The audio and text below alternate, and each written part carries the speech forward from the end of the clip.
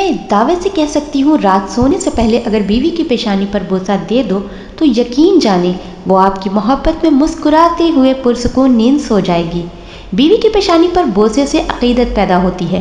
بیوی اندر تک خود میں سکون اور اطمینان محسوس کرتی ہے، خود کو بے خوف محسوس کرتی ہے، خود کو محفوظ ہاتھوں میں محسوس کرتی ہے، خود کو امیر ترین عورت محسوس کرتی ہے۔ بیوی کتنی ہی غصے میں ہو، کیسا ہی جھگڑا ہو، ایک بار پیشانی پر بوسہ بیوی کو اندر تک جھنجھوڑ دیتا ہے، اور ایسے موقعوں پر چند بیویاں تو شوہر کے اس عمل کو دیکھ کر خوشی سے رو پڑتی ہیں۔ اسی طرح اگر شہر سے باہر جا رہے ہو تو جاتے وقت اس کو سینے سے لگاؤ اور پیشانی پر بوسہ دو۔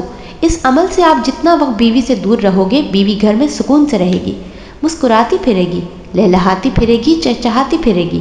اسی طرح خود پر لازم کر لو کہ کھانا بیوی کے ساتھ کھانا ہے، یا کم از کم دن میں ایک وقت کا کھانا بیوی کے ساتھ کھانا ہے۔ اگر یہ عمل شروع کریں گے تو یقین جانیں ایک وقت ایسا آئے گا کہ اگر آپ کہیں مصروف ہیں تو آپ کی بیوی بھوکی سو جائے گی، لیکن آپ کے بغیر ایک نوالا پیٹ میں نہیں ڈالے گی، اور یہ میاں بیوی کے درمیان محبت کی ایک خوبصورت دلیل ہے۔ کھانا کھاتے وقت ہاتھ سے 2 نوالے بیوی کو کھلا دیں۔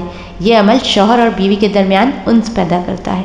اگر بیوی کسی بات پر ناراض ہے تو ناراضگی کو دور کرنے میں بے حد مددگار ثابت ہوتا ہے۔ یہ عمل میاں اور بیوی کے درمیان محبت کو تقویت فراہم کرتا ہے۔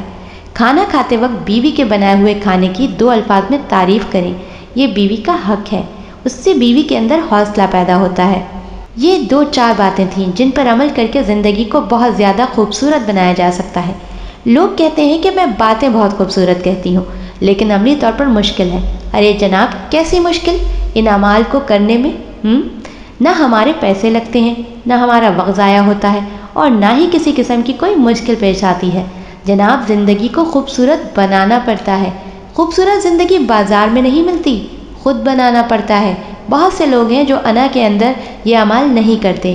ایک جگہ پڑھ رہی تھی، رسول صلی اللہ علیہ وآلہ وسلم پانی پینے کے لیے پیالے پر وہاں ہونٹ لگاتے تھے جہاں سے ان کی زوجہ رضی اللہ تعالیٰ عنہ نے ہونٹ لگا کر پانی پیا ہو۔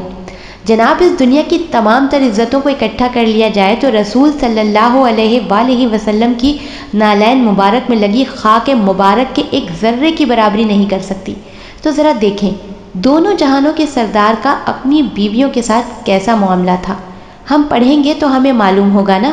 ہمیں ہمارے آفس ورک، دوستوں اور موبائل سے فرصت ہی نہیں ملتی، لہٰذا اپنی انا کو چھوڑ کر ان اعمالوں کو زندگی میں لانا بہت ضروری ہے تاکہ آپ کی ازدواجی زندگی ایک خوشگوار ازدواجی زندگی بن جائے، ورنہ دنیا میں کروڑوں لوگ زندگی گزار رہے ہیں، آپ بھی گزار لیں گے، کیا فرق پڑتا ہے؟ میں اکثر کہتی ہوں زندگی کو گزارنا نہیں ہے، زندگی کو جینا ہے، اور یہ کام اپنی انا کو چھوڑے بغیر ممکن نہیں۔ ہمیں اشرف المخلوقات بنایا گیا ہے، ورنہ جنسی خواہش جانور بھی پوری کر لیتا ہے۔